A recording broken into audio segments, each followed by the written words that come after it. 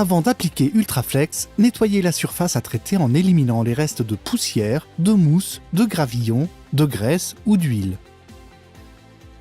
Si vous souhaitez appliquer Ultraflex sur des supports en mauvais état, utilisez Ultraflex Sealant ou un mastic polyuréthane afin de colmater les fentes, les fissures ou les joints larges. Ensuite, préparez la maille Ultraflex. Déroulez la maille et coupez les bandes à la longueur souhaitée tout en vous assurant d'en avoir assez pour couvrir toute la surface à traiter. Préparez ensuite des bandes plus courtes destinées au périmètre, coins, égouts, tuyauteries et autres zones de détail. Posez la maille et assurez-vous de disposer de tout ce dont vous avez besoin avant d'ouvrir le récipient d'Ultraflex. Ouvrez le récipient et mélangez bien le contenu. Ultraflex sera alors prête à l'emploi. Utilisez un rouleau résistant au solvant et appliquez toujours une première couche généreuse d'Ultraflex sur le support. Ensuite, aplanissez la maille en faisant pression à l'aide du rouleau et assurez-vous que le liquide de la couche inférieure pénètre dans la maille en la recouvrant totalement. Vous constaterez que la maille ramollit et s'adapte parfaitement à toutes les zones quelle que soit leur difficulté. Vous pouvez insister sur les fentes à l'aide du manche du rouleau ou avec un outil.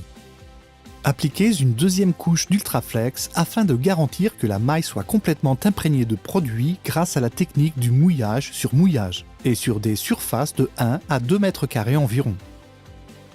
Recommencez ce processus sur toutes les zones de détail, en tenant compte que les joints doivent se superposer d'au moins 50 mm de chaque côté et ce pour tout changement de matériau. Abordez les autres détails comme les égouts, les coins et les tuyauteries de la même manière. Dès que les détails et les pourtours seront terminés, appliquez Ultraflex sur la zone principale. Tout comme pour les zones de détail, appliquez une première couche généreuse d'Ultraflex tout en posant la maille et la deuxième couche de produit en suivant la technique du mouillage sur mouillage sur des surfaces de 1 à 2 mètres carrés environ en obtenant une épaisseur minimale d'environ 1,5 mm. Tous les trous ou orifices doivent être complètement couverts.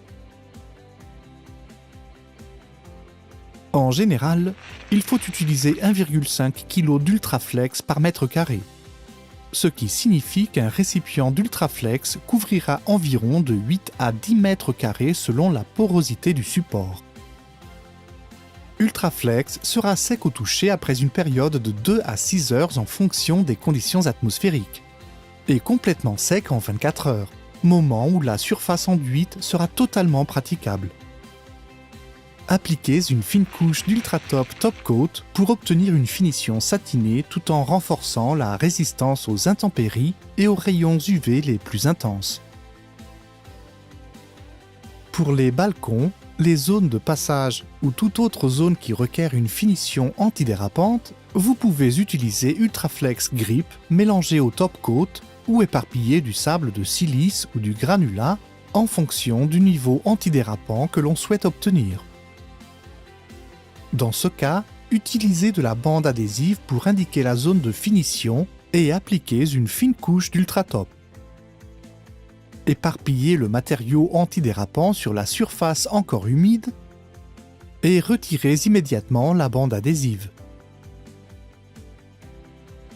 Éliminez la matière antidérapante excédentaire dès qu'Ultratop sera sec, après 25 minutes environ. S'il pleut durant le processus d'imperméabilisation, il faut arrêter l'application. Toutefois, le travail déjà réalisé ne sera pas endommagé car Ultraflex est résistante à l'eau dès que la maille est encapsulée. Dès que vous aurez terminé d'appliquer Ultraflex, contrôlez la zone pour vous assurer que toute la surface est entièrement recouverte et qu'elle a un aspect uniforme sans orifice. S'il vous reste de l'Ultraflex, vous pouvez le conserver dans des seaux en plastique hermétique et l'utiliser quelques semaines plus tard. Une pellicule pourrait se former sur la couche supérieure. Si c'est le cas, il suffit de la retirer et le produit sera de nouveau prêt à l'emploi.